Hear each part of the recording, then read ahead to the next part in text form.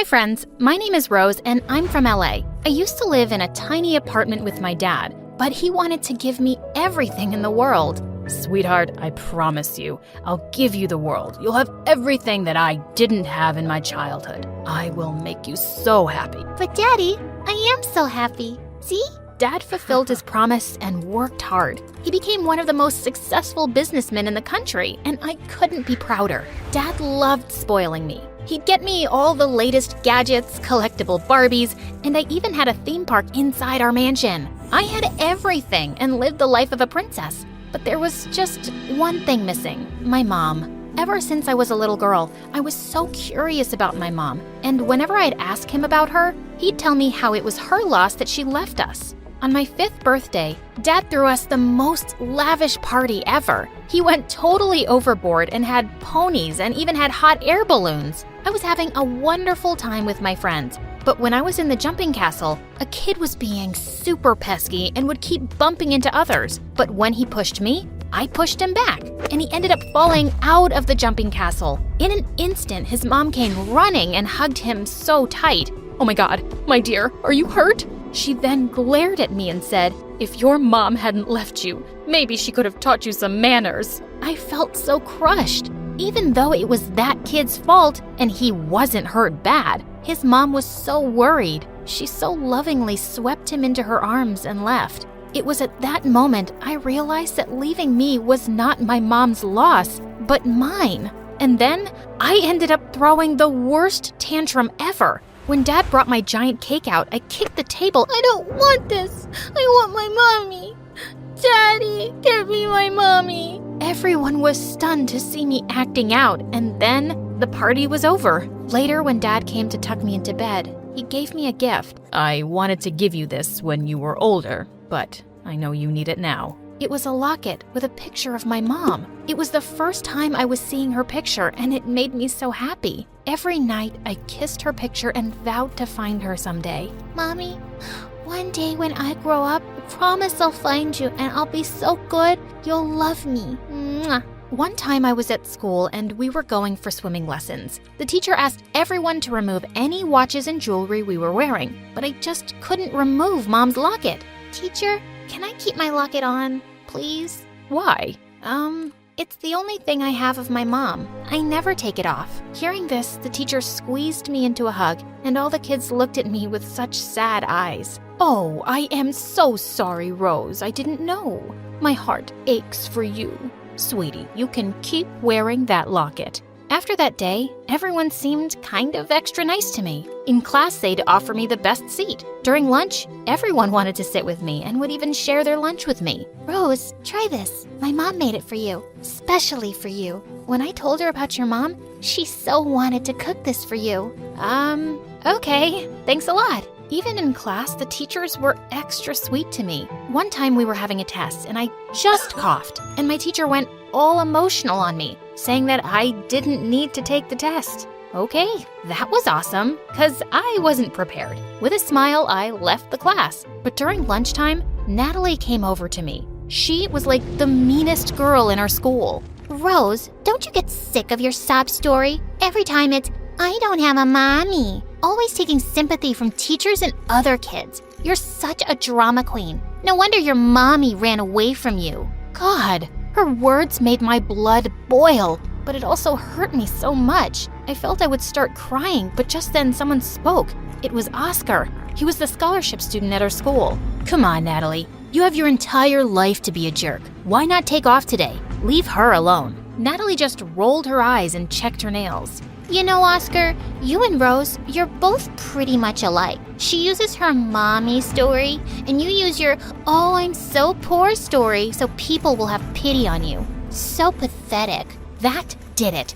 I never wanted anyone's sympathy or pity. Without even thinking twice, I grabbed Natalie's hair and then she did too. We both were fighting like crazy. Later, we were taken to the principal's office. I was expecting to get detention, but she only punished Natalie, and that really pissed me off. Why didn't I get punishment? I also pulled her hair. "Rose, we know you're a good student. Natalie has had many complaints against her. It's time she faces the consequences of her actions. I am going to expel her." Whoa, I knew the principal was taking pity on me. I stormed out of the office, but was totally surprised to see how many kids gathered outside looking at me with gooey eyes.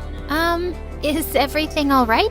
Why are you guys looking at me so weirdly? Weirdly? Rose, it's pure adoration. You saved us. You're like the first girl to show Natalie her place. It was so cool. The look on her face, felt like a cherry on top of a cake. Okay, I sure wasn't expecting this. After that day, Oscar would follow me around everywhere. Not just Oscar, but so many other kids too. They treated me like some sort of leader. And I was in no way a leader. All the time I would be getting praises and compliments, and it was kind of getting on my nerves. Oh, Rose, your skin, it's so beautiful. Rose, can you teach me how you solve that math equation? I know you study smart instead of studying hard.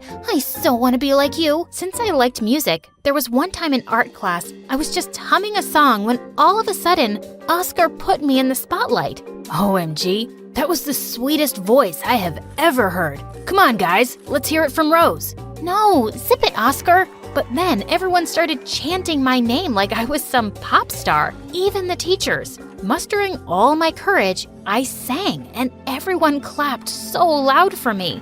Okay, that was weird, because I was just a normal singer. Nothing extraordinary, but everyone treated me as if I was something special. As if things couldn't get any weirder, my classmates chose me as the class president. The surprising thing was that I never participated. I didn't have any clue how to be a class president, but Oscar was there for me. Turned out he was a really nice guy and helped me every step of the way. Oscar and I became best friends. The guy was totally my support system, always there for me. When we were in high school, Oscar started working in a cafe as a barista, and I loved hanging out there. One time when I was at the cafe, Oscar made his signature coffee for me. But just then, I saw someone enter the cafe, and I dropped the cup. It was Mom. I could recognize her face in a million faces. She had 2 kids with her, and the moment Oscar saw her, he greeted her and called her Emily. I felt like my whole world was standing still. I came out of my stupor when I saw one of her kids run out of the shop, and that's when I bolted. Hey, stop! Stop! Get back in! The kid just stuck out his tongue at me and was about to run on the road, but thank God I lunged forward. I grabbed his shirt and pulled him back, and right then a truck passed by. That was close, really close. Right then Mom came out and thanked me. Oh my God, thank you so much. You saved my baby. You're an angel. No problem. I just turned to leave, but Mom grabbed my shoulder. I thought she'd recognize me, but it was something else. So, you work here? You seem like someone who can handle kids.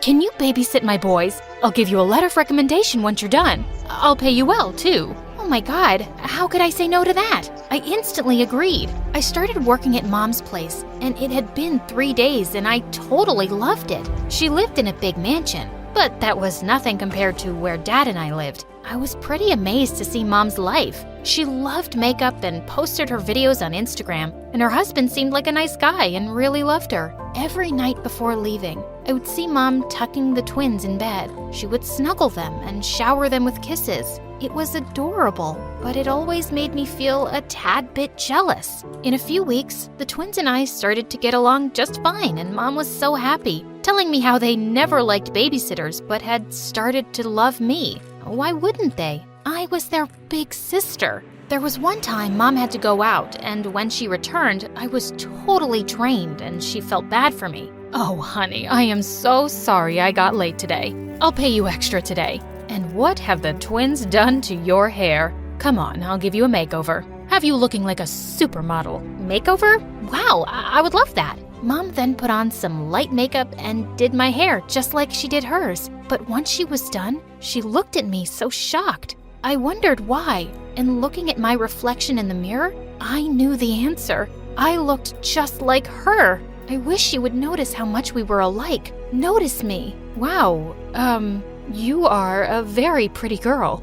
Just like you. I mean, of course, you did my makeup and hairstyle like yours, so that's why I look so pretty. Perhaps. But girl, you are a natural beauty. After that day, I felt like Mom's eyes were constantly on me. Every time I'd be doing something with the twins, I would catch her staring at me, and then she'd look away. I knew something was on her mind, but she never said anything. There was one time when Mom was making PB&J sandwiches for the twins and offered me one too. PB&J makes me puke. No way. Really? Same. I hate them too. I didn't realize we're so much alike. Yeah, perhaps. Mom looked at me for a few seconds and then blurted, "Rose, what's your father's name?" My heart started to beat so fast. Finally, she had realized who I was. But just as I opened my mouth, Mom's husband stepped in and kissed her, and I decided to talk to her later. But later that night, I heard noises from Mom's room. I was so worried and went upstairs, but what I heard broke my heart. Mom and her husband were arguing about Mom's first daughter, me. You're telling me this now? After all these years? You deceived me. I was so young when I had her, but now things are different. I know I made a mistake. Yes, a mistake. Mistakes are meant to be forgotten. Just forget her and focus on the now. Your family, your husband, and your boys. At that moment, I realized what I was doing. Mom was happy. She had the perfect life, the perfect family, the perfect husband, and I was ruining it, all for my own selfish reasons. I just ran out of the house,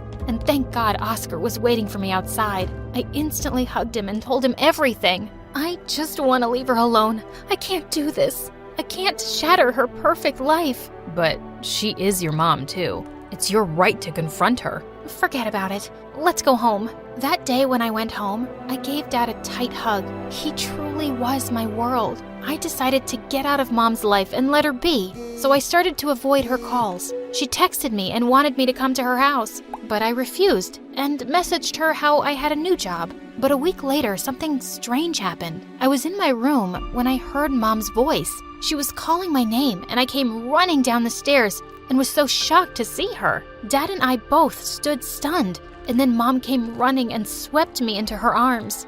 Oh my God, I knew it. It's really you, my daughter, my Rose. That day, I wanted to talk to you, but you left. Rose, I am so sorry. I'm so sorry for my mistakes. Why did you leave without talking to me? Because I am a mistake. Mistakes are meant to be forgotten. Oh, darling, please forgive me. I was a fool for thinking so. You are my strength. You are the person who made me a mother. It was foolish of me to abandon you. But I promise, even if I had to fight against the world, I'll never leave your side. I love you so much. I love you too, Mom. I love you so much.